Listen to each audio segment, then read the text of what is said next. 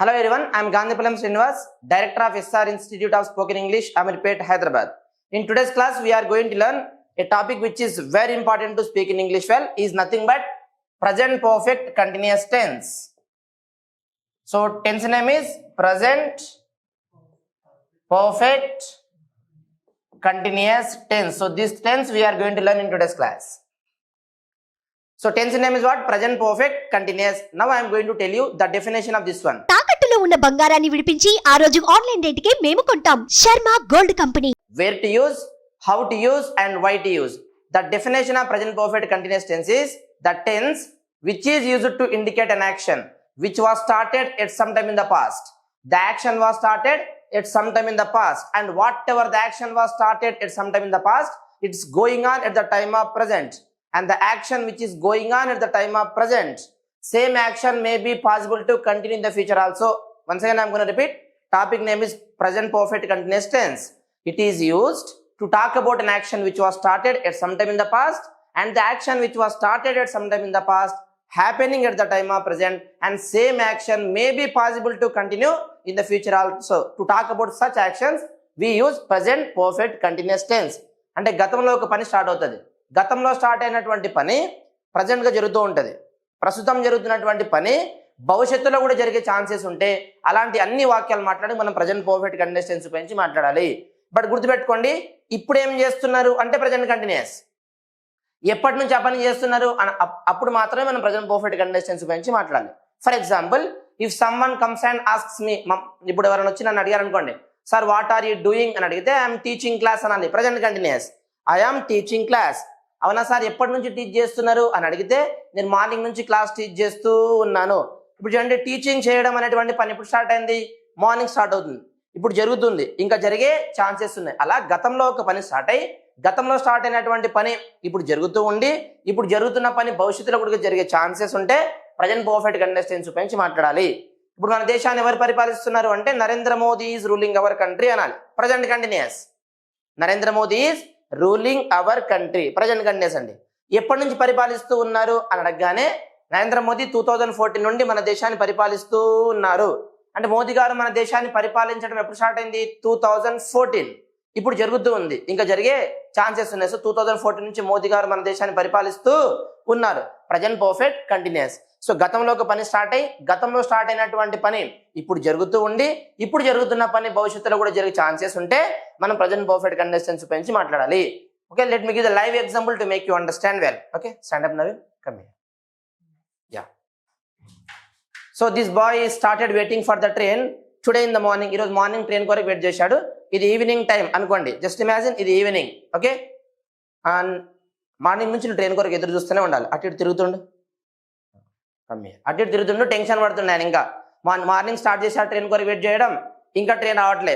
కింద కూర్చో, పైకి లే. మన ట్రైన్ జనరల్గా రాకపోతే ఇటేగా చేస్తూ ఉంటాం, మళ్ళీ తిరుగు, ఎట్రా టైం చూడు, టెన్షన్ పడు. మార్నింగ్ నుంచి ఇలాగే టెన్షన్ పడుతున్నాడు. నేను తక్కువ స్టేషన్కి వచ్చానండి, కనబడ్డా. ఇప్పుడు చూడండి, నేను క్వశ్చన్ అడుగుతాను, చాలా జాగ్రత్తగా ఆన్సర్ చేయాలి. ఓకే, ఇప్పుడు ఇక్కడ ఏం చేస్తున్నావు నవీన్? ఇక్కడ ఏం చేస్తున్నావు సాయి? సెంటెన్స్ మొత్తం చెప్పు. ఇక్కడ ఏం చేస్తున్నావు? ట్రైన్ కోసం వెయిట్ చేస్తున్నా. ప్రజెంట్ కంటిన్యూస్ అండి. Okay, answer to my question in English. What are you doing here? I'm waiting for train. Present continuous అండి. అవునా, మొహం మొత్తం వాడిపోయింది, అలసిపోయినట్టుకున్నావు. ఎప్పటి నుంచి వెయిట్ చేస్తున్నావు? ట్రైన్ కొరకు వెయిట్ చేయడం ఎప్పుడు స్టార్ట్ అయింది? మార్నింగ్. చెప్పండి, నేను మార్నింగ్ నుంచి ట్రైన్ కొరకు ఎదురు చూస్తూ ఉన్నాను. చెప్పండి, మార్నింగ్ నుండి ఎదురు చూస్తూ ఉన్నాను. చూడండి, ట్రైన్ కోసం ఎదురు చూడడం అనేటువంటి పని ఎప్పుడు స్టార్ట్ అయింది? మార్నింగ్. ఇప్పుడు జరుగుతూ ఉంది, ఇంకా జరిగే ఛాన్సెస్ ఉన్నాయి. అలా గతంలో ఒక పని స్టార్ట్ అయ్యి గతంలో స్టార్ట్ అయినటువంటి పని ఇప్పుడు జరుగుతూ ఉండి భవిష్యత్తులో కూడా జరిగే ఛాన్సెస్ ఉంటే ఈ టెన్స్ ఉపయోగించాలి. కానీ చూడండి, ఇప్పుడు ఏం చేస్తున్నారంటే ప్రజెంట్ కంటిన్యూస్. ఆ పని ఎప్పటి నుంచి చేస్తున్నాం అన్నప్పుడు మాత్రమే మనం ప్రజెంట్ పర్ఫెక్ట్ కంటిన్యూస్ టెన్స్ ఉపయోగించి మాట్లాడాలి. Okay, so the frame of this one is nothing but subject plus have been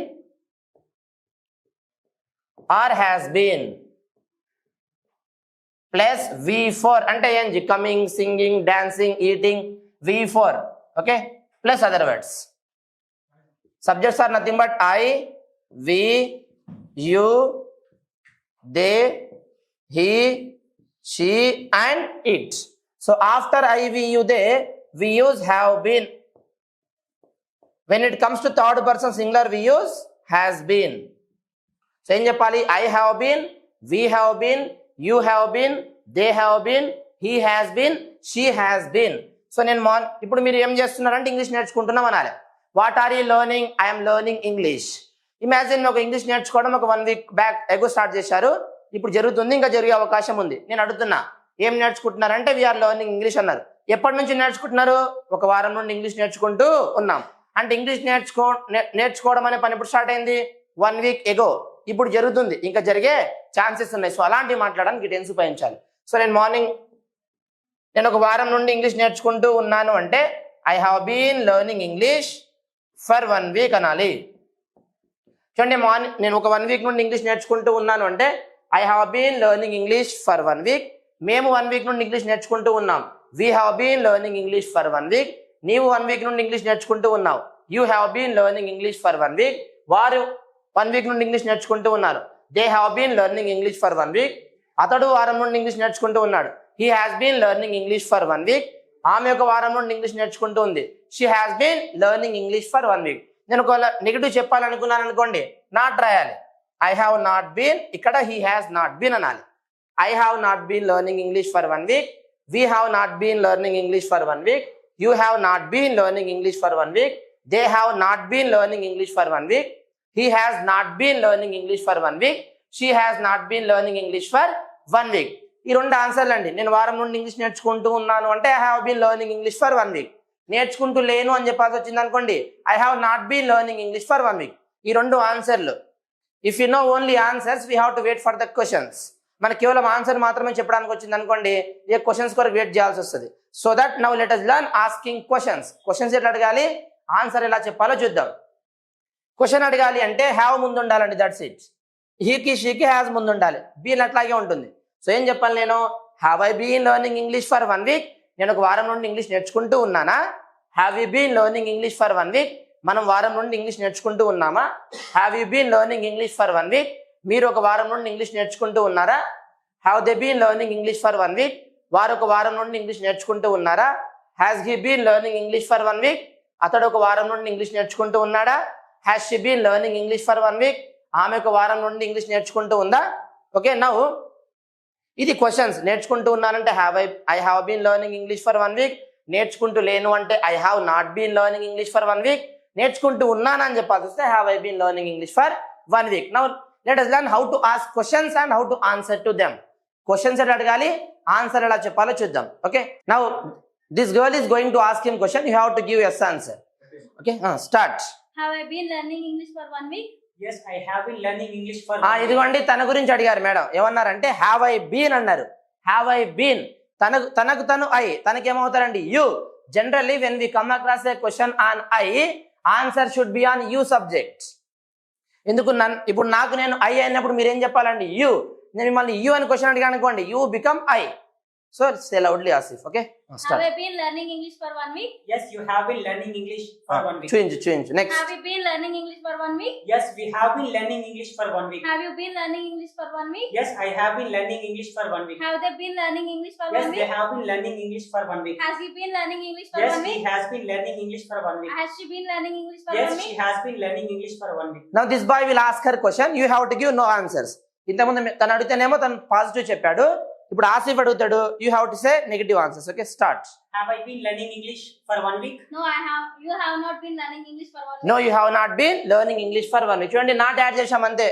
లేదు, నేర్చుకుంటూ లేవు నువ్వు వారం నుండి ఇంగ్లీష్ అని. Okay, next. Have we been learning English for 1 week? No, we have not been learning English for 1 week. Have you been learning English for 1 week? No, I have not been learning English for 1 week. Have they been learning English for 1 week? No, they have not been learning English for 1 Has week. he been learning English for 1 week? No, he has not been learning English. Has she been learning English for 1 week? No, she has not been learning English for 1 week. Okay, right. So this is how to ask questions. మీరు class విన్న వెంబడే ఇట్లా పక్కన ఎవరైనా ఉంటే వాళ్ళని question అడగండి, answer చెప్పమనండి. After you ask questions, ask them to raise questions and you have to answer to them. Right. And generally in this tense we will come across 2 words అండి. 2 పదాలు మనం జనరల్ గా వాడుతుంటాం. They are nothing but the first one is since, second one is for. Now let me tell you the meaning of these 2 words. The meaning of these 2 words are nothing but nundi. పుట్టినప్పటి నుండి, ఒక వారం నుండి, ఉదయం నుండి, 2 రోజుల నుండి, 3 రోజుల నుండి, 1947 నుండి అని చెప్తా ఉంటాం. That is the meaning of since and for. Then when to use since and when to use for. మరి సిన్స్ ఎప్పుడు వాడాలి, ఫర్ ఎప్పుడు వాడాలి అంటే since is used when we are going to talk about point of time. When we mention exact time we need to use since అండి. మనం starting time ఎప్పుడైతే చెప్తామో అప్పుడు సిన్స్ వాడాలి. But when it comes to for, to talk about period of time means we talk about the approx time. మనం కాల వ్యవధి మాట్లాడినప్పుడు, అప్రాక్స్ టైం చెప్పినప్పుడు for must be used. For example, నేను 2 o'clock నుండి అని చెప్పాల్సి వచ్చింది అనుకోండి. 2 o'clock మీన్స్ స్టార్టింగ్ టైం, ఒక స్పెసిఫిక్ టైం. సో ఏం చెప్పాలి, సిన్స్ 2 o'clock అనాలి. ఫర్ ఎగ్జాంపుల్, నేను ఒక 2 o'clock నుండి ఒక బుక్ చదువుతూ ఉన్నాను. I have been reading book since 2 o'clock అనాలి. నేను ఒక 2 o'clock నుండి ఒక పుస్తకం చదువుతూ ఉన్నాను. Since must be used. 3 o'clock వచ్చినా సిన్సే వాడాలి. 4 o'clock వచ్చినా సిన్సే వాడాలి. ఏ క్లాక్ నేమ్ వచ్చినా సిన్సే వాడాలి, because it is specific time. అలా కాకుండా 2 hours వచ్చింది అనుకోండి, it is approx time, not specific time. So I have been reading a book for 2 hours అనాలి. I have been waiting for you for 3 hours అనాలి. ఇట్లా 3 hours, 4 hours, 10 hours, 12 hours, 24 hours అన్నప్పుడు for ఉపయోగించాలి. అట్లా కాకుండా ఇప్పుడు డే నేమ్ వచ్చింది అనుకోండి, ఒక మండే నుండి మీకోసం ఎదురు చూస్తూ ఉన్నాను అని చెప్పాల్సి వస్తే సిన్స్ మండే అనాలి. ట్యూస్డే వచ్చిన since, Wednesday, Thursday, Friday, Saturday, Sunday, any name, any day name వచ్చినప్పుడు సిన్స్ వాడాలి. అలా కాకుండా 2 days అన్నాం అనుకోండి, 2 days, 3 days, 10 days, 8 days, 100 days, అట్లా ఏ డేస్ వచ్చినా మనం ఫర్ వాడాలి. Okay, next March month name వచ్చింది అనుకోండి, సిన్స్ మార్చ్ అనాలి. April, June, January, December, August, any month name we need to use since. అలా కాకుండా 2 months, 3 months, 6 months అట్లా వాడితే for 6 months, for 2 months, for 3 months అట్లా చెప్పాలి. For must be used for approx time. నేను 2020 అన్నాను, so starting year name కదా, so ఏం చెప్పాలి, సిన్స్ 2020 అనాలి. 1947 సిన్స్ 1947, 1975 సిన్స్ 1975. అలా కాకుండా అప్రాక్స్ ఇయర్ వచ్చింది అనుకో, 2 years, 3 years, 10 years అలా వస్తే ఫర్ ఉపయోగించాలి. 2 years, 10 years. Okay, approx time వచ్చినప్పుడు ఫర్ ఉపయోగిస్తాం. నెక్స్ట్ మార్నింగ్ వచ్చింది అనుకోండి, సిన్స్ మార్నింగ్, ఆఫ్టర్నూన్, ఈవినింగ్ అలా ఏమొచ్చినా since morning, since afternoon, since evening అనాలి. 1 week, 2 weeks, 3 weeks అంటే ఇది approx time. So for should be used. When we use since, point of time must be there. When it comes to for, to talk about period of time, we use for. Okay? Class నచ్చితే like చేయండి, share చేయండి. మీరు ఎప్పటి నుంచి English నేర్చుకుంటూ ఉన్నారో, లేదా ఎప్పటి నుంచి నా వీడియోలు మీరు ఫాలో అవుతూ ఉన్నారో కామెంట్ రూపంలో తెలియజేయండి. మీకు ఏమైనా సందేహం ఉన్నా కామెంట్ రాయండి. I will clarify your doubts. Thanks for watching.